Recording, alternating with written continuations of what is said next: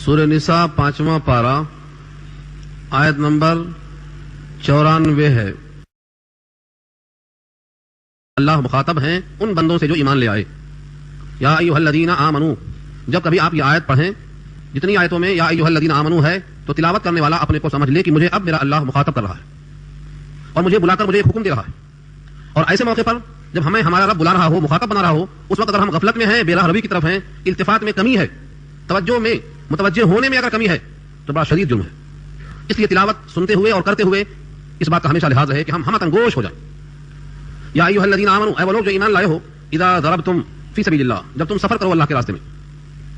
لغت میں آپ دیکھیں گے تو ضربہ کے معنی مارنا، ضربہ کا ترجمہ مارنا آئے گا، لیکن ضربہ کے ساتھ اگر لفظ مثلا آ جائے تو کہاوت بیان کرنا۔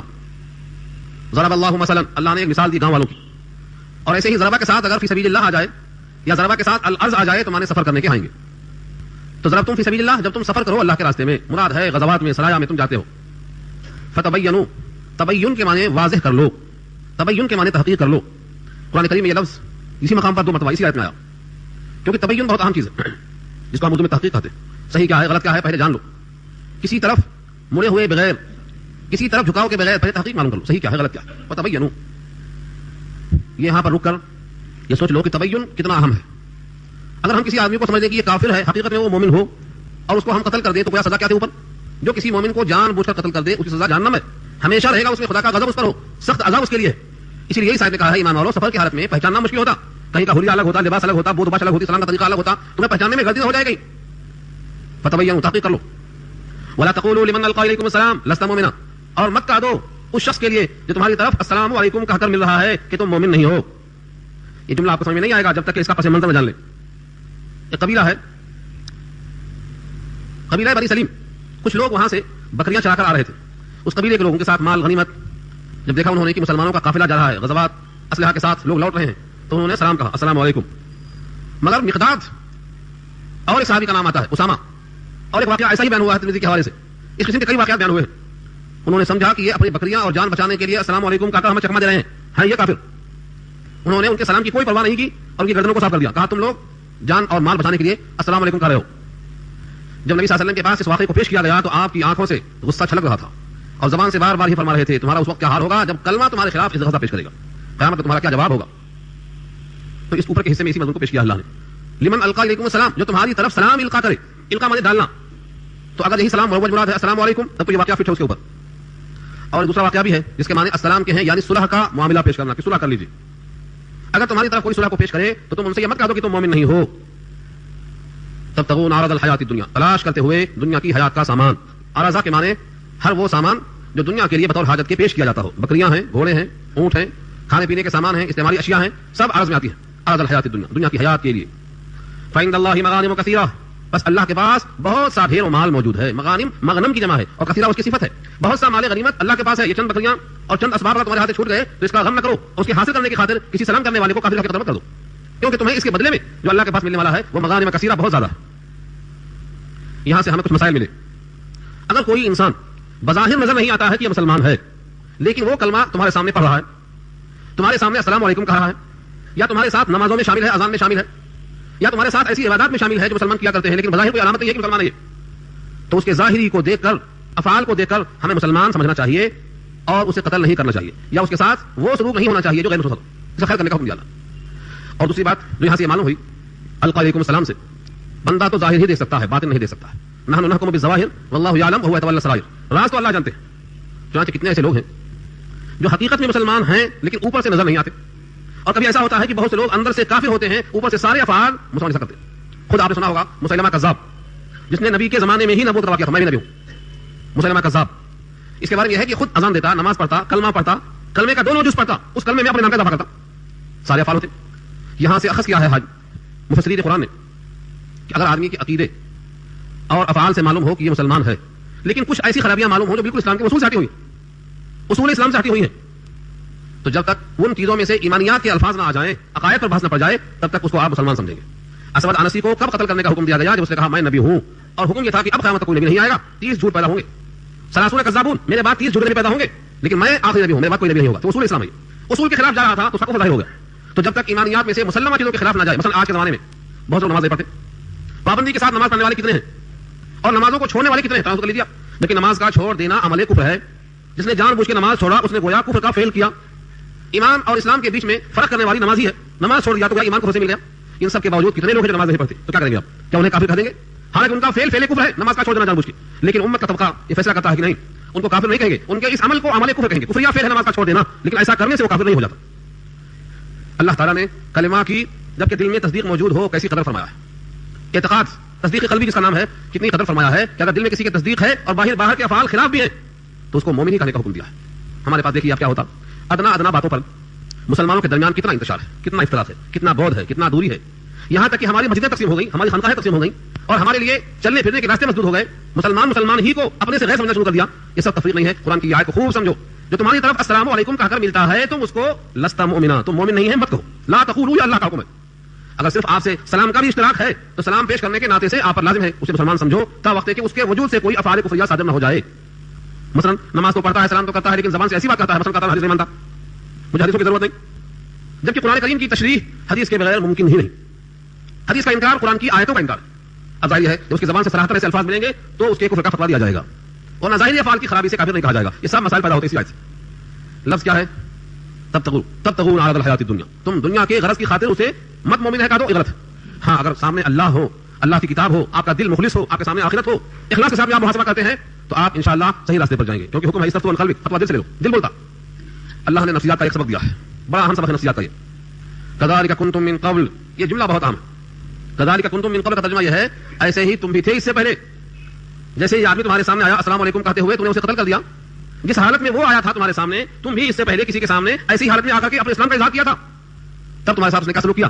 تمہیں قتل تو نہیں کر دیا، تمہارے زبان سے نکلے ہوئے الفاظ کو مان لیا کہ مسلمان ہے یہ. تمہارے زبان سے نکلے ہوئے الفاظ کو اس نے مان لیا اور تم نے اظہار کرنے والے کو قتل کر دیا. تم نے وہ سلوک کیوں نہیں کیا؟ کذالک کنتم من قبل فمن اللہ علیکم، من اللہ علیکم، تم پر اللہ نے احسان کیا، تم کو اسلام کے مقام پہ کھڑا کر دیا. تم کو بھی چاہیے تھا کہ تم بھی اس پہ احسان کرتے.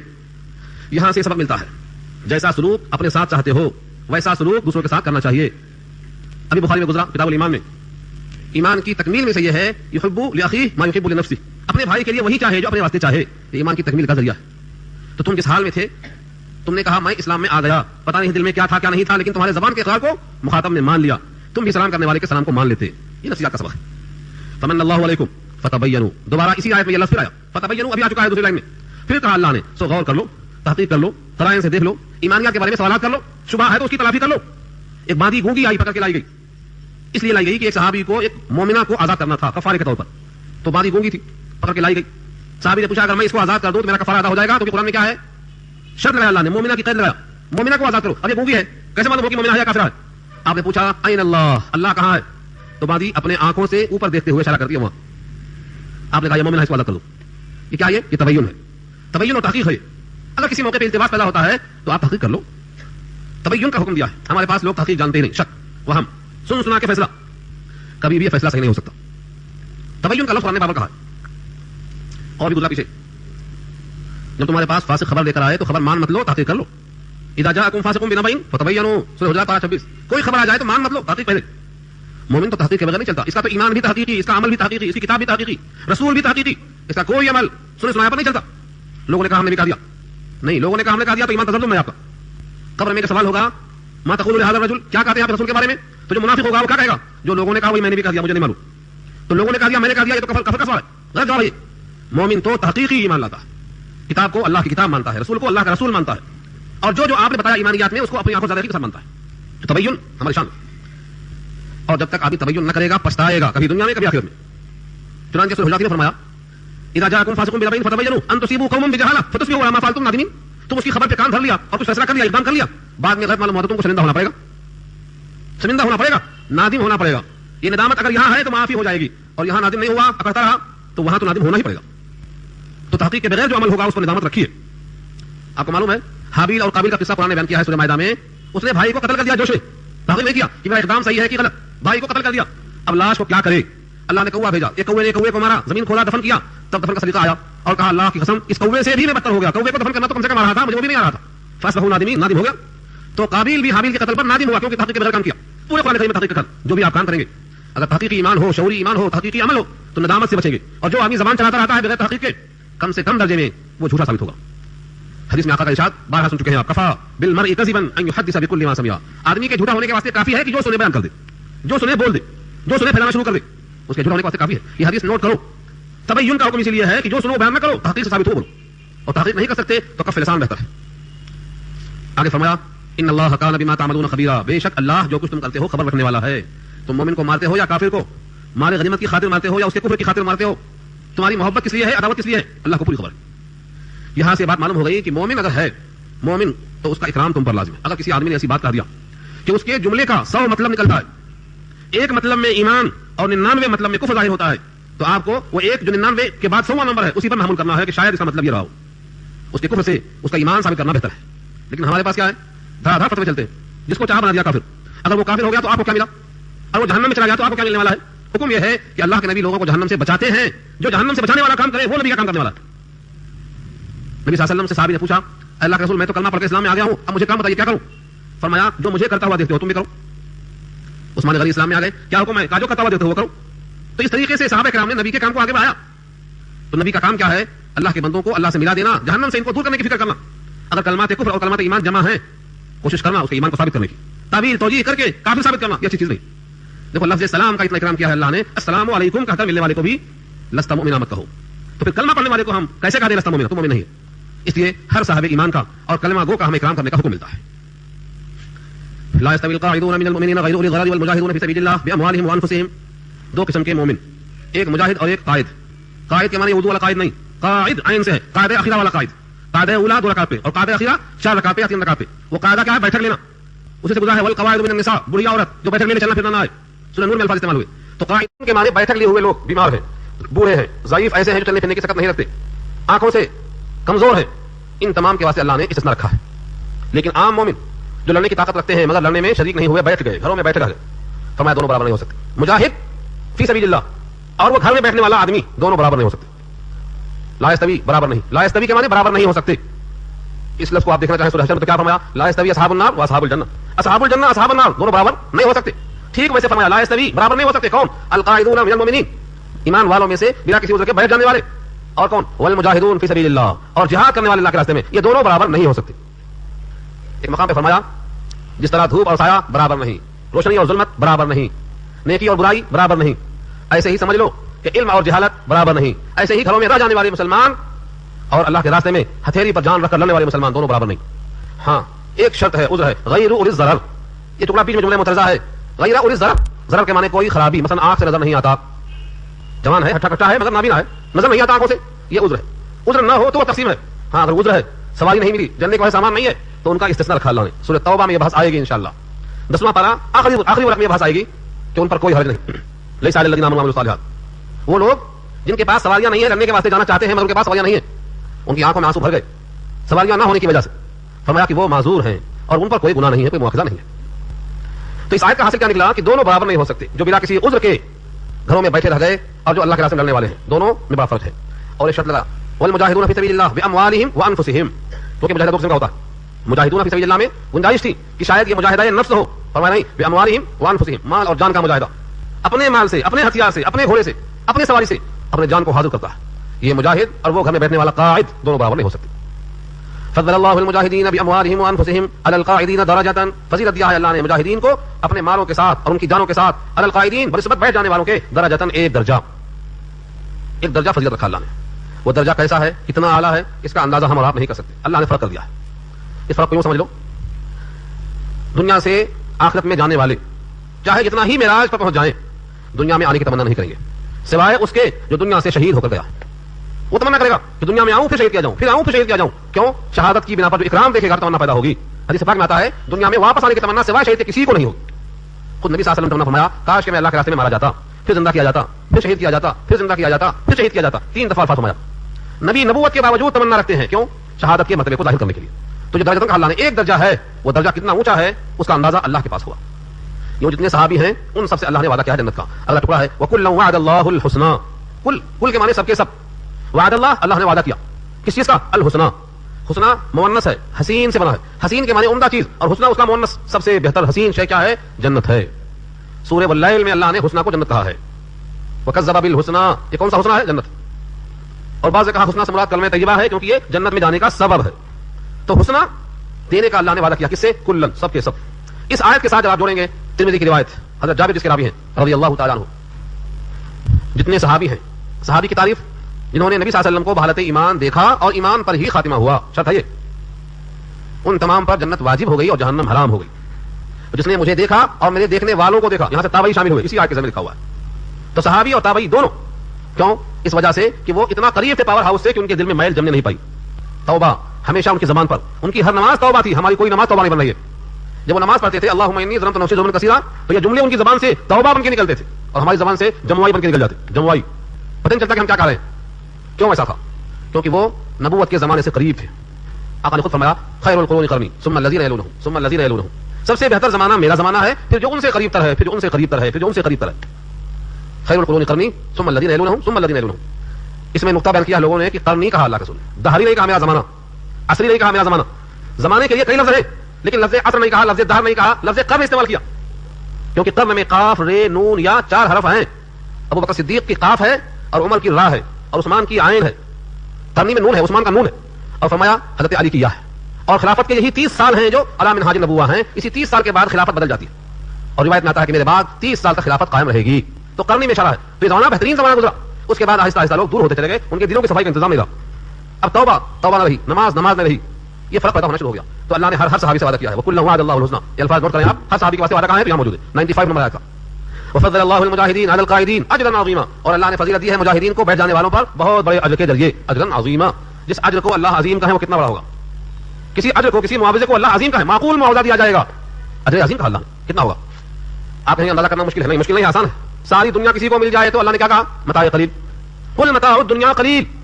دنیا پوری اللہ کی نگاہ میں قلیل ہے. اس ترازو میں دیکھو کہ اجر عظیم کتنا ہوگا. اس کے ساتھ روایت بھی موجود ہے کہ اللہ نے ایک آدمی کو دنیا سے 10 گنا عطا فرمایا. 10 گنا کس کو؟ ادنا آدمی کو. تو اللہ کی عطا ہے. درجات منہ، یہ سب بدلے ہیں، درجات ترقیات ہیں اللہ کی طرف سے. ومغفرۃ ورحمہ، اور مغفرت ہے اور رحمت ہے. 3 چیزیں کہی گئی. درجات کیا ہیں اور مغفرت کیا ہے اور رحمت کیا ہے؟ 3 چیزیں.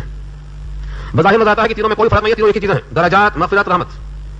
لیکن قرآن کریم میں کوئی بھی لفظ بلا علت کے نہیں آتا. ہمارے علم کا فہم کا قصور ہوتا ہے کہ وہاں تک نہیں پہنچ پاتے ہم. درجات، درجہ کی جمع ہے. جنت میں کچھ طبقے ہیں، درجے ہیں. اسے کہا سب سے اعلیٰ جنت الفردوس ہے. جب مانگو تو وہی مانگا کرو. جنت الفردوس سب سے اعلیٰ. جب یہ اعلیٰ ہے تو بقیہ اور ادنا ہوئی. تو ادنا اور اعلیٰ ثابت ہو گئی. 8 دروازے ہیں.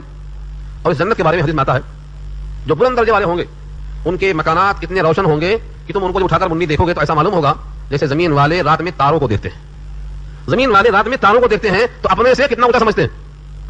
اس طریقے سے جنت والے اپنے سے اوپر کو دیکھیں گے. یہ فرق رکھا ہے اور وہ روایت آپ کے سامنے آئی ہوگی. صحابی آ کے پوچھتے ہیں کہ اللہ کے رسول صلی اللہ علیہ وسلم مجھے فکر لگی ہوئی ہے کہ جنت میں پتہ نہیں ہم جائیں گے نہیں جائیں گے. اگر جائیں گے بھی تو ہمارا مقام بہت نیچے ہوگا، آپ کا مقام بہت اونچا ہوگا. پھر روایت نقل کی آپ نے کہ زمین والے آسمانوں کو دیکھتے ہیں، اتنا بہت ہوگا تو ہم آپ کو بغیر دیکھے قرار کیسے ملے گا؟ فرمایا کہ اللہ تعالیٰ محبت جن سے ہوتی ہے ان کے ساتھ آنے جانے رہنے سانے کی پابندی نہیں لگاتے. والمرء مع من احب. پھر ادا کر دیا کہ اوپر والے کو نیچے لائیں گے نہیں، نیچے والے کو اوپر بھیجنے کا اور جانے کا موقع دیں گے. الفاظ نوٹ کیا الحقنا بهم ذریتهم وما علتناهم من عملهم من شيء. ہم ان کے درجوں میں سے کمی نہیں کریں گے کہ نیچے آ جاؤ تم، نیچے والوں کو اوپر بھیجیں گے. تو یہ اللہ کی طرف سے عطا ہے، یہ درجات ہیں. جتنی کلام پاک میں آیتیں ہیں اتنے درجات جنت کے ثابت ہیں. 6666 آیتیں ہیں. اس کا ثبوت کیا ہے؟ ایک حدیث ہے یقال لصاحب القرآن اقرأ وارتقي ورتل كما كنت ترتل في الدنيا فإن منزلك عند آخر آية تقرأها. صاحب قرآن سے کہا جائے گا پڑھتا جاؤ اور چڑھتا جا. اقرأ وارتقي ورتل، پڑھتا جاؤ اور چڑھتا جا. كما كنت ترتل في الدنيا، جس طرح دنیا میں تو پڑھتا تھا اور چڑھتا تھا. فإن منزلك، تیری منزل، تیرا مقام، تیرا گھر، عند آخر آية تقرأها، جہاں تیری آخری آیت ختم ہوگی وہی تیرا گھر ہوگا. آپ سوچتے ہوں گے کوئی گائیڈ رہے گا شاید، یہ آپ کا ہے، یہ ان کا ہے، یہ فلاں کا ہے. مشکات کی روایت میں یہ ہے دنیا والے گھر سے زیادہ جلدی پہچانے کے وہاں کا گھر، یہی میرا ہے. دنیا والے گھر سے زیادہ جلدی پہچانے کی میرا گھر نہیں ہے. تو اللہ کا فضل یہ ہوا کہ اتنے درجات تو بتا دیا حدیث پاک میں، اور کتنے درجات ہیں وہ اللہ کو معلوم. تو درجات کے معنی طبقات. درجات منہ، مجاہدین کو درجہ عطا فرمایا اپنے پاس سے. ومغفرۃ ورحمۃ، مغفرت اور رحمت. اس سے پہلے آ چکا ہے لفظ، پھر بھول گئے ہوں گے آپ. مغفرت کا مادہ ہے غفرہ، غین فیر، اور غفرہ کے معنی آتے ہیں کسی چیز سے کوئی چیز ڈھانپ دینا. نیچے وہ چیز ہے کہ نہیں ہے اس سے بات نہیں، مگر ڈھانپ دینے کا نام غفرہ ہے. لوہے کی ٹوپی جس کو ہم عربی میں کہتے ہیں مغفر، ڈھانپ لیتی ہے، خود. تو مغفر کے معنی وہ ٹوپی جو سر کو چھپا لیتی ہے. تو مغفرت کے معنی اللہ تعالیٰ بندے کے گناہ کو ڈھانپ دے. ہے کہ نہیں ہے نظر نہیں آتا. اس ڈھانپنے کی مثال ایک حدیث ترمذی کی ہے اور بہت مزہ آتا ہے اس حدیث کو پڑھتے ہوئے. ایک بندے کو اللہ تعالیٰ بلائیں گے، اپنے قریب کریں گے اور اپنا دست اقدس اس کے موڑھے پر رکھ کر سوال کریں گے تم نے ایسا کیا تھا، کہے گا یا ربی فعلت ھذا، ایسا ہی کیا تھا، تم نے یہ بھی کیا تھا، کہے گا یہ بھی کیا تھا. جتنے گناہ ہیں ایک ایک کر کے رب کریم گنواتا جائے گا اور سارے گناہ پہ بندہ اقرار کرتا جائے گا. اللہ فرمائیں گے آخر میں کہ تیرے سارے گناہ پر دنیا میں نے پردہ پوشی کی تھی، آج بھی پردہ پوشی ہی کروں گا. اس طرح سے اس کے سارے گناہ کو اللہ تعالیٰ اس بندے اور اپنے درمیان رکھ کے اسے چھپا دیں گے، لوگوں پر ظاہر نہیں کریں گے. اس کا نام مغفرت رکھا اللہ نے، یہ مغفرت ہے. اور رحمت کی تعریف میں لکھا ہے، رحمت کی تعریف محبت کے 100 حصے ہوتے ہیں. 1/100 دنیا میں نازل ہوا جس کے ٹکڑے ہر ماں کو ملے، ہر باپ کو ملے، اور 99/100 اللہ کے پاس ہے جسے وہ بندوں کو چاہتا ہے. اس محبت کے ذریعے سے جب بندہ بھٹکتا ہے اور شرک میں ملوث ہوتا ہے اور اللہ کو چھوڑ کر غیر اللہ کے پاس جاتا ہے تو اس کی غیرت کو جوش آتا ہے. اصل میں رحمت کے معنی آتے ہیں دل کا نرم ہونا، دل کا کسی پہ مہربان ہو جانا، اور اللہ تعالیٰ کا دل کسی پہ مہربان ہونے متاثر ہو جائے، دل میں تاثر پیدا ہو، قوت انفعال آ جائے. یہ بندوں کی صفت ہے، اللہ کی صفت نہیں ہے. اس مراد نتیجہ ہے. وظاہرہ من قبل العذاب، اب اس کے اندر کے حصے میں رحمت ہوگی اور باہر کے حصے میں عذاب ہوگا. تو رحمت کے معنی شفقت اور محبت کا اظہار، شفقت اور محبت کا اظہار. تو ایک تو ہے معافی، معاف کر دینا، مٹا دینا، اور ایک ہے مغفرت، ڈھانپ دینا، اور ایک ہے رحمت، شفقت و پیار کا اظہار کر دینا. ان سب کو جمع کرتے ہوئے شعراء نے کئی کلام کیے ہیں، کئی نقلیں کی ہیں. من گویم کی طاعتم وفضیل قلم عفو بر گناہم کش. میرے اعمال کو قبول کر لے، میں نہیں کہتا ہوں، یہ کہتا ہوں کہ معافی کا قلم پھیر دے، نام اعمال صاف ہو جائے. چنانچہ یہی بہتر ہے. رہے گا تو ضائع ہونے کا امکان ہے، نہ رہے بانس نہ بجے بانسری، صاف کرتے رہو اس کو. چنانچہ وہ دعا نبی صلی اللہ علیہ وسلم کی مشہور ہے، اللہم باعد بینی وبین خطایا کما باعدت بین المشرق والمغرب. جتنا دوری ہے میرے اور مشرق کے درمیان اتنا ہی دوری کر دے. اللہم باعد بینی وبین خطایا، میرے اور میرے خطاؤں کے درمیان اتنا دوری پیدا کر دے جتنا دوری ہے مشرق و مغرب کے درمیان. اللہم ثبتنا علی الایمان، ثبتنا علی الایمان، اے اللہ ہمیں دین پر ثابت رکھ. اللہم ثبت قلبی علی دینک، اللہم ثبت قلبی علی طاعتک. اور اللہم نقنی من الخطایا کما ینقی الثوب الابیض من الدنس، اے اللہ خطاؤں سے مجھے ایسا صاف کر دے جس طرح گندا کپڑا صاف کیا جاتا ہے بالماء والثلج والبرد، پانی سے، اولوں سے، برف سے صاف کر دے. ان دعاؤں کا حاصل یہ ہے کہ نامہ اعمال میں غلطیاں ہونا یہ تو فطرت ہے آدم کی اولاد میں، لیکن اس کو مٹاتے رہنا یہ نبی کی سنت، حکم دے دیا. وکان اللہ غفور الرحیم، اور اللہ ہے غفور یعنی مغفرت کرنے والا، اور رحیم یعنی رحمت کرنے والا. غفور سے مغفرت ظاہر ہوئی اور رحیم سے رحمت ظاہر ہوئی، اور ان تمام چیزوں کا جو نتیجہ ہے وہ درجات کا ظہور ہے. یہ سب اللہ کی صفات میں سے ہے. ان تمام باتوں کا حاصل یہ ہے کہ بلا وجہ کسی کو قتل کرو مت، تحقیق کرو، مجاہد بنو، مجاور نہ بنو، وفادار بنو، غدار نہ بنو، خدا کے دین کے شہدائی بنو، اپنی ذات کو پالنے والے مت بنو، اللہ تعالیٰ کے لیے جیو، اپنی خاطر مت جیو. قل ان صلاتی ونسکی ومحیایا ومماتی للہ رب العالمین، سب اللہ کے لیے، جینا مرنا سب. اور ان کا صلہ کیا ملے گا؟ وہ اتنا ملے گا کہ آپ کو اندازہ نہیں ہے. اب یہاں سے فرمایا کہ 2 قسم کی وفات ہوتی ہے. آدمی تو بہرحال مرتا ہے، ہمیشہ کوئی نہیں رہے گا، مرتا ضرور ہے، لیکن 2 قسم سے مرتے ہیں لوگ. ان دونوں کا ذکر یہاں کر دیا اللہ نے. کچھ لوگ شان سے مرتے ہیں، عزت سے جیے تو جی لیں گے یا جام شہادت پی لیں گے، ان کا جینا شیروں کا طرح جینا، دہاتے ہوئے جیتے. اور ایک وہ لوگ ہیں جو گھٹ گھٹ کے مرتے ہیں، جینا چاہتے ہیں بلا عزت کے، بلا ایمان کے، بلا حمیت و غیرت کے جیتے. آیت میں واضح کیا اللہ نے، ان الذین توفاہم الملائکۃ ظالمی انفسہم قالوا فیما کنتم قالوا کنا مستضعفین فی الارض. بے شک جن کو فرشتے وفات دیتے ہیں اس حال میں کہ وہ اپنی جان پر ظلم کرنے والے ہوتے ہیں، یعنی اللہ کا حق ادا نہیں کیا، اپنی جان پر ظلم کرتے ہی رہے، اسی حال میں ان کو موت آئی. نمازیں کل سے پڑھیں گے، زکات بعد میں دیں گے، قرآن بعد میں سمجھیں گے، زکات ابھی نہیں دیں گے، حج بعد میں کریں گے، سارے کام کو مؤخر کرتے رہے یہاں تک کہ وفات کا وقت ہو گیا. فرشتے آ گئے اور فرشتے پوچھتے ہیں قالوا فیما کنتم، کس حال میں گزارا زندگی کو، کیسے گزارا؟ فیما کنتم، کہاں تھے، کیسے تھے، کیا کھایا، کیا پہنا، کس سے ملے، کون سا کام کیا، کدھر گزارا اوقات؟ اس کا ایک ہی جواب ہے، وہ کہیں گے قالوا، کہیں گے کنا، ہم تھے مستضعفین فی الارض، زمین میں کمزور قسم کے آدمی، کمزور تھے، جماعت سے نماز نہیں پڑھ سکتے تھے، زور سے قرآن نہیں پڑھ سکتے تھے، علی الاعلان اللہ کا پیغام عام نہیں کر سکتے تھے، بتوں کی پرستش ہوتی تھی، ہم ان سے کہنے کی جرات نہیں کرتے تھے کہ یہ تو شرک ہے اور اس سے بڑا ظلم کائنات میں نہیں ہے، ان الشرک لظلم عظیم، ہم نہیں کر سکتے تھے، گھٹ گھٹ کے رہے ہم، مستضعفین فی الارض، زمین میں ہم کمزور تھے، مغلوب تھے، مقہور تھے، مظلوم تھے، جیسے آج ہو رہا ہے سارے عالم میں. گھروں میں گئے تو گھر میں نہیں چلتی، آفس میں گئے تو وہاں پہ نہیں چلتی، مشکل سے جگہ فساد چلتا ہے تو مسجدوں میں چلتا ہے، یہاں چلا لو، کائنات میں کہیں نہیں چلتی، ہر جگہ مغلوب. سارے عالم میں اسلام کے خلاف الغار ہو چکی ہے.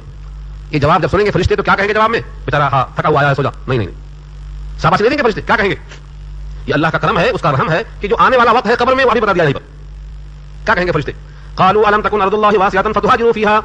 فرشتے کہیں گے کیا نہیں تھی زمین اللہ کی کشادہ کہ تم اس میں ہجرت کر جاتے؟ کیوں تھے وہاں گھٹتے ہوئے؟ جو رب کریم وہاں کھلانے پر قادر ہے، ترک مقام کے بعد بھی کھلانے پر قادر ہے، تو اس مقام پر کیوں تھے؟ اس سوال کا جواب ڈھونڈنا پڑے گا. آخری وقت میں، آخری زمانے میں ایسا ہوگا کہ لوگ اپنے ایمان کو بچانے کے لیے پہاڑوں پہ چڑھ جائیں گے، شہر چھوڑ دیں گے، گاؤں چھوڑ دیں گے، اور بکریاں ساتھ لے جائیں گے، ان کا دودھ پی لیں گے، اور بارش کے پانی کو جہاں جمع ہوا دیکھیں گے اس کو نکالیں گے اور پی لیں گے. تو بکری کا دودھ غذا اور بسا ہوا پانی ان کے واسطے مشروب، اسی لیے قناعت کر لیں گے. کیوں؟ ایمان کے تحفظ کے لیے. یہ حدیث بتاتی ہے کہ اگر ایمان بچتا نہ ہو تو اس مقام پر تمہیں نہیں رہنا چاہیے، وہاں سے ہٹ جانا چاہیے. جس مقام پر جماعت سے نماز نہ پڑھ سکتے ہو، اللہ کا پیغام عام نہ کر سکتے ہو، اسلام پر چلنے میں رکاوٹ ہوتی ہو، اس مقام پر تم کیوں تھے؟ سوال کیا جائے گا. अलम तकुन अर्दुल्लाहि वासिअतन फतुहाजिरू फिहा। यहाँ सवाल पैदा होगा कि ठीक है, यहाँ तो घर में एसी था, वहां कहाँ मिलेगा एसी? घर में असबाब आयश थे, सागवान की लकड़ियां थी, नरम नरम गद्दे थे, बेहतरीन दोस्तों की दावतें होती थी, असबाब आयश जमा थे। ये छोड़ने के बाद कहां मिलते? इसलिए वहीं पड़े थे, जा नहीं सकते कहीं भी। इस सवाल को ध्यान में रखो, 2-3 आयतों के बाद इसका जवाब आ रहा है। नफ्सियात का पूरा लिहाज किया है रब करीम ने। जो सवाल दिमाग में आते हैं सबका जवाब मौजूद है। काश हम कुरान को समझकर पढ़े होते और सोचते रहते कि रब करीम क्या चाहता है। वो चाहता यह है कि तुम्हारा माल तुम्हारा नहीं हमारा है, तुम्हारी जान तुम्हारी नहीं है हमारी है, तुम्हारा वजूद तुमने नहीं बनाया, तुम तो हकीर खतरे की शक्ल में थे तभी हमने बनाया, और आइंदा मिट्टी में जब जाएंगे तभी हम ही बनाएंगे, और दोबारा जिंदा करने के वक्त भी हम ही जिंदा करेंगे। तुमको तो हम उस वक्त जानते हैं जब तुम मां के पेट में जिनीन की शक्ल में थे, इज़ अंतुम अजिन्नतुन फी बुतूनि उम्महातिकुम, तुम्हें तब से हम जानते। तुमको हम इसलिए बनाए हैं कि तुम हमारे होकर रहो, हमारी मंशा हमारी मर्जी तलाश करते रहो। तो जवाब आ रहा है 2 आयतों के बाद। फरिश्ते क्या करेंगे इनको? फउलाइका मावाहुम जहन्नम, कहा जाएगा यही लोग हैं उनका ठिकाना जहन्नम है, वसाअत मसीरा, और बुरा ठिकाना है जहन्नम। तो उज़र काबिल कबूल है। इस्लामी अहकामात पर अमल करने में जहां दुश्वारी हो वहां से हट जाना चाहिए। यह आयत वाज़ेह है इस मामले में। हाँ, कुछ माजूर यहां भी माफ किए जाएंगे, इल्लल मुस्तज़अफ़ीन मिनर रिजाल वन निसा वल विल्दान, मगर वो कमजोर लोग जो मर्दों में से हों या औरतों में से हों और बच्चों में से हों, ला यस्ततीऊन हीलतन, कोई तदबीर पर कादिर न हो, चलना फिरना नहीं आता, बीमार है, माजूर है, कमजोर है, चल नहीं सकते, इनका उज़्र अल्लाह के सामने है। अल्लाह फरमाते हैं ला यस्ततीऊन हीला, कोई हीला हवाला कोई तदबीर कारगर नहीं, बिल्कुल माजूर। इशारा है उस वक्त के हिजरत की तरफ जब लोग मक्का छोड़ के मदीना गए थे, हबशा गए थे, कुछ लोग नहीं जा सके थे, उन ना जाने वालों में कुछ लोग थे। हजरत इब्न अब्बास कहते हैं मैं भी उनमें से था जिनका जिक्र शायद में किया गया है। वल विल्दान में मैं था फरमाते हैं वो इब्न अब्बास, वल विल्दान का जो इस्तिस्ना किया है, और बच्चे उन बच्चों में से एक मैं था फरमाते हैं। कमजोर किसी वजह से हो सकते हैं, सफर नहीं, सामान्य सफर नहीं, क्योंकि मक्के से मदीना शदीद मौसम में आज भी कई घंटा बसों से लगता है, जबकि उनकी रफ्तार 100 किलोमीटर की होती है। कई घंटा पानी नहीं मिलता, उस जमाने में पानी का और भी कहत था, पानी खत्म हो गया तो हयात खत्म हो गई, डाकुओं का खतरा, तो किसी को काफिला मिलता किसी को नहीं मिलता। बाहर सफर करना जितना आसान आज है जब नहीं था। वला यहतुन सबीला, और उनको रास्ता नहीं मिलता था, कहां जाए, किधर जाए, कैसे जाए। फउलाइका अल्लाह, बस वही लोग हैं कि उम्मीद है अल्लाह अन याफू अन्हुम, उनको अल्लाह माफ कर दे। वकान अल्लाहु अफूवन गफूरा, और अल्लाह है माफ करने वाला, मग़फ़िरत करने वाला। देखो अन याफू की वजह से अफूवन आया, अल्लाह की सिफत अफू है, इसी वास्ते अल्लाह उनको माफ कर दे। जनाब आयशा फरमाती हैं अगर मुझे शब-ए-क़द्र मिल जाए तो मैं क्या दुआ मांगूं? फरमाया नबी सल्लल्लाहु अलैहि वसल्लम ने, कहो अल्लाहुम्मा इन्नका अफ़ुव्वुन तुहिब्बुल अफ़्वा फ़अफ़ु अन्नी या करीम, ऐ परवरदिगार आप माफी को पसंद करते हैं और आप खुद अफू हैं, माफी को पसंद करते हैं, इसलिए हमको भी आप माफ फरमा दीजिए। तो अफू अल्लाह की सिफत है। अब यहां से इस बयान की आखिरी आयत नंबर 100 है, जिसमें आपके सवालों का जवाब है। तो ठीक है, हिजरत कर जाने के बाद हमारी रोजी का क्या होगा? रोटी कहां से आएगी, पानी कहां से आएगा, ग़िज़ाएं कहां से आएंगी, कौन खिलाएगा पिलाएगा हमें? अल्लाह का वादा है, था, आज भी है, आइंदा भी रहेगा। वमन युहाजिर फी सबीलिल्लाह यजिद फिल अर्दि मुरागमन कसीरन वसअ वमन यखरुज मिन बैतिही मुहाजिरन इलल्लाहि व रसूलिही सुम्मा युदरिकुहुल मौत फक़द वक़अ अजरुहु अलल्लाह व कान अल्लाहु गफूरर रहीमा। आयत नंबर 100 है, हिजरत के फज़ाइल है इस आयत में। हिजरत के फज़ाइल इतने फज़ाइल हिजरत के हैं, अगर मुहाजिर को मालूम हो जाए तो हिजरत करना मुकीम के मुकाबले में आसान हो जाए। कितने फज़ाइल बताए। वमन युहाजिर, जो हिजरत करे, फी सबीलिल्लाह, अल्लाह के रास्ते में, यजिद पाएगा, फिल अर्ज़ी जमीन में, मुरागमन बहुत सी कुशादा जगह, कसीरन बहुत ज्यादा, वसाअतन और वसाअत पाएगा और बहुत सारी जमीन पाएगा। तो मुरागमन कसीरा के माने बहुत गुंजाइश पाएगा, वसाअतन और बहुत वसाअत पाएगा, लेकिन एक शर्त के साथ, फी सबीलिल्लाह, जो निकले अल्लाह के रास्ते में, यानी अल्लाह की खातिर निकले। इमाम बुखारी ने बुखारी शरीफ जिल्द अव्वल के अंदर पहली ही हदीस में पेश किया है इसको, कि बहुत से लोग हिजरत करते हैं अल्लाह की खातिर, और कुछ लोग हिजरत करते हैं किसी औरत से निकाह की खातिर। एक औरत थी, उसने कहा मुझसे निकाह करना चाहते हो तो यहाँ नहीं होती, चलो वहां होगी। जैसे लोग अमेरिका से इंडिया जाते ना, वैसे वो भी मक्के से मदीना आ गए सीधा, चलो वही निकाह होगी। तो उनका नाम पड़ गया मुहाजिर उम्मे कैस। उम्मे कैस की खातिर हिजरत किया उन्होंने, शादी उनसे करना है। तो इमाम बुखारी ने हदीस कोट किया कि जो हिजरत करेगा अल्लाह रसूल के लिए, उसकी हिजरत होगी अल्लाह रसूल के लिए, और जो हिजरत करेगा किसी खातून से निकाह करने के लिए, उनकी हिजरत शुमार होगी उसी खातून से निकाह करने के मद में। और जो हिजरत करेगा दुनिया कमाने के लिए, उसका मुहाजिर होना शुमार होगा दुनिया की खातिर। तो नियत खालिस होना शर्त है। जब कभी कोई आदमी मुहाजिरत के सफर पर चलता है तो ये अल्लाह का वादा है कि उसको हम गुंजाइश देंगे। हजरत मूसा अलैहिस्सलाम मिस्र से निकले, मदियन में गए, गुंजाइश हुई कि नहीं हुई उनके हाथ में? हजरत शुआइब के घर में सफरा से शादी हुई और बहुत सी चीजों के मालिक बन बैठे, वसाअत अता फरमाया अल्लाह ने। हजरत इब्राहिम ने इराक को छोड़कर शाम को अपना सफर किया और वहां का मुल्क अपनाया, तो इब्राहिम की औलाद 4 पुश्तों में नबूवत मिली, उनकी बरकतों से बैतुल्लाह आज भी मामूर है। उनके एक एक निशानात अमल को अल्लाह ने वाजिब करार दे दिया। नबी सल्लल्लाहु अलैहि वसल्लम ने मक्के से मदीने का सफर किया तो आज भी कायनात को किसी को नहीं दिया गया जो आपको दिया गया, ये अल्लाह की अता है। अगर हिजरत करने वाला सफर करता है इखलास के साथ तो ये अल्लाह का वादा आज बाकी है। लेकिन हिजरत 2 किस्म की होती है। एक हिजरत होती है मकानी, हिजरत मकानी से मुराद मक्का छोड़कर मदीना आए, मक्का छोड़कर हबशा गए, एक मकान छोड़ा दूसरे मकाम पे गए, ये तर्क मकाम कहलाता है, ये भी हिजरत है। लेकिन हकीकी मुहाजिर ये नहीं होता। अल्लाह के हबीब फरमाते हैं, बुखारी की रिवायत है, अल मुहाजिरु मन हजरा मा नहा अल्लाहु अन्हु, हकीकी मुहाजिर वो है जो उन बुराइयों से रुक जाए जिनसे अल्लाह ने रोका है। हकीकी मुहाजिर वो है। हम घर छोड़ रहे हैं किसके लिए? अल्लाह के हुक्म पर चलने के लिए। हम अपना मुल्क बदलते हैं इसलिए कि अल्लाह का हुक्म मानेंगे, तो फिर अपने जिस्म से नाफरमानी सादिर कैसे होगी? तो हकीकी मुहाजिर वो है कि जो उन गुनाहों से रुक जाए जिनसे अल्लाह ने रोका है। अल मुहाजिरु मन हजरा मा नहा अल्लाहु अन्हु, इससे रुकना। آپ کو بھی ثواب ملے گا مہاجرت کا. ایک صاحب نکلے اپنے گھر سے کہ مکہ سے مدینہ جائیں گے, راستے میں اتفاق سے بیمار ہو گئے, بخار آ گیا, گلٹی آ گئی, یا اور کسی وجہ سے وہ بہرحال بیمار ہو گئے, شدید بیماری چھا گئی, راستے میں ان کا انتقال ہو گیا, مدینہ نہیں پہنچے. لوگوں نے کہا ان کو ہجرت کا ثواب نہیں ملے گا, پہنچے نہیں وہاں تک. اور کچھ لوگوں نے کہا نکلا تو تھا بیچارہ, ملنا چاہیے ثواب, حق تو ان کو بھی ملنا چاہیے. یہ تمام لوگوں کی چیمیں گوئیاں چلی رہی تھیں, یہ آیت اس کے بارے میں نازل ہوئی. ومن یخرج من بیتہ مہاجرا, جو نکلا اپنے گھر سے ہجرت کرتے ہوئے الی اللہ ورسولہ, اللہ رسول کی طرف, ثم یدرکہ الموت, پھر اس کو موت نے آ پکڑا. یہاں صیغہ تو ہے یدرکہ مضارع کا, لیکن شرط کے جواب میں آ رہا ہے, جواب شرط ہوگا, اس واسطے پھر اس کو پکڑ لے موت, فقد وقع اجرہ علی اللہ, تو تحقیق کہ واقع ہو گیا اس کا بدلہ اللہ کے ذمہ, اللہ کے ذمہ اس کا بدلہ واقع ہو گیا. سوچو عمل مکمل نہیں ہوا اور اللہ کے ذمہ اس کا اجر ہے, تو جو بندہ عمل مکمل کرے گا اس کا اجر ضائع کیسے ہو سکتا ہے؟ جس اللہ کے فرمان میں یہ ہو کہ مزدور کی مزدوری دے دو پسینہ خشک ہونے سے پہلے, بھلا وہ بندوں کے اجر کو کیوں ضائع کرے گا؟ اللہ کا اعلان کئی آیتوں میں ہے, ان اللہ لا یضیع اجر المؤمنین, لا یضیع اجر المحسنین, محسنین کا اجر, مومنین کا اجر اللہ ضائع نہیں کرتا. ایک ایک عمل کا صلہ ملنے والا ہے. خندہ پیشانی کے ساتھ ملنا, کسی کو راستہ بتانا, کسی آدمی کی چھینک کا جواب دینا, راستے سے کانٹے کو صاف کرنا, مومنین کے واسطے رہنمائی اور ہدایت کی دعا کرنا, دعائے خیر سلامتی میں ان کو یاد کرنا, کوئی عمل ضائع نہیں جائے گا. یہاں تک کہ اللہ کے خوف سے امت کے غم میں آنسو بہانا, اسے ایک قطرے کا ثواب ضائع نہیں ہوگا. تو اللہ کا یہ وعدہ ہے کہ اللہ تعالیٰ بندے کا اجر ضائع نہیں کرتے. ثم یدرکہ الموت فقد وقع اجرہ علی اللہ, تو اللہ کے ذمہ ہے اس کا اجر. وکان اللہ غفورا رحیما, اور اللہ ہے غفور اور رحیم, مغفرت کرنے والا, رحم کرنے والا. یہاں سے ایک بات اور ظاہر ہوتی ہے کہ اللہ کی مغفرت اور اللہ کی رحمت کس بندے کی طرف لپکتی ہے. مغفرت اور رحمت کو لینا ہے تو اپنے وجود سے بے خبر ہو کر اللہ کی طرف دوڑنا ہے. اپنا گھر اپنا نہیں, اپنی جان اپنا مال سب کچھ اللہ کی خاطر تج دینا, تو اللہ کی مغفرت اور رحمت دوڑتی ہے. ان رحمت اللہ قریب من المحسنین, قریب ہے. یہ کیفیت کب پیدا ہوگی؟ ہمارے ماحول میں کیا ہے, کوئی بھی کام ہوتا ہے ہم دنیا ہی کا فائدہ دیکھتے ہیں اور اپنا ہی فائدہ دیکھتے ہیں, اور مادی فائدہ دیکھتے ہیں, مالی فائدہ دیکھتے ہیں. اگر ہمارے پاس کوئی چیز نہیں, آخرت کوئی چیز نہیں, مسلمان بھائی کوئی چیز نہیں, ہم خود غرضی کی طرف جا رہے ہیں, نفس پرستی کی طرف جا رہے ہیں, یہ مادیت کہلاتی ہے. ہمارے پاس ایثار اور ہمدردی اگر نہ ہو تو ایمان کی تکمیل نہیں ہو سکتی ہے. یہ آیت نمبر 100 ہے جس میں ہجرت کا پیغام دیا ہے اللہ نے, اور حقیقی مہاجر وہی ہے. اس پیغام کو سمجھے. آپ کو قصہ یاد ہوگا, بہت مشہور ہے. حالت جنگ میں جن کی روح پرواز کرنے والی ہے, شہید ہو کر گر پڑتے اور پیاس کا اظہار کرتے ہیں, ان کے سامنے کوئی پانی کو پیش کرتا ہے, اتنے میں اس کے قریب سے آواز آتی ہے پانی کی, تو یہ شہید ہو جانے والا اپنے سے اوپر ساتھی کو ترجیح دیتا ہے کہ پانی ان کو پہلے پلاؤ. اس کے پاس جب پہنچتے ہیں تو اس کے قریب سے آواز آتی ہے, وہ دوسرے اشارہ کرتا ہے. اس طریقے سے جب پہلے کے پاس لوٹتا ہے تو اس کی روح پرواز کر جاتی ہے اور کسی کو پانی نہیں پلا سکتا. تو صحابہ کرام کا طریقہ یہ تھا کہ اپنے ساتھیوں کو محض ایمان کی وجہ سے ترجیح دیا کرتے تھے. لیکن ایسی مادیت آ گئی ہے ہمارے پاس تو رشتوں کی حرمت بھی ختم ہو گئی. آج کے حالات, آج کے واقعات سنتے ہیں, ماں اور بیٹے کا رشتہ, بہن اور بھائی کا رشتہ, باپ اور بیٹی کا رشتہ, تصور میں آتا ہے کہ انسان کیسا ہو گیا, اس کا رخ کہاں جا رہا ہے. آخرت کا استحضار کیوں نہیں, قبر کے سوالوں کا حساب کتاب کا تصور کیوں نہیں, جنت جہنم کا احساس کیوں نہیں, قبر میں اللہ تعالیٰ کے پاس حاضری ہوگی, سوال جواب ہوگا, اس کا احساس کیوں نہیں. آج صرف اور صرف مادیت چاہیے. جس امریکہ کو سب برا کہتے ہیں اسی کی طرف سب جانے کو تیار بیٹھے ہیں. برائی کو کیوں تسلیم کرتے ہیں؟ فقر و فاقہ, ایثار و قربانی, غربت اور افلاس, ان چیزوں میں جینا ہے. تقویٰ اسباب عیش میں نہیں آتا, اسباب عیش میں تقویٰ نہیں آتا. کسی نبی کو آپ تلاش کر کے دیکھ لیں, اسباب عیش میں تقویٰ نہیں مل سکتا. ہم چاہتے ہیں کہ اسباب عیش خوب جمع ہو, چاہے راستہ کتنا ہی غلط ہو, اور پھر ہم اتنے صاف دھلے بن جائیں کہ مرتے ہی جنت مل جائے. یہ دونوں کام نہیں ہو سکتے. حرام غذاؤں سے بچیں, ان کے اسباب سے اپنے آپ کو روکیں, ایثار و قربانی کا جذبہ پیدا کریں, اور ایک ایسا صالح معاشرہ تیار کریں کہ لوگ مادیت کو فراموش کرنے والے بن جائیں. ہجرت اصل یہی ہے.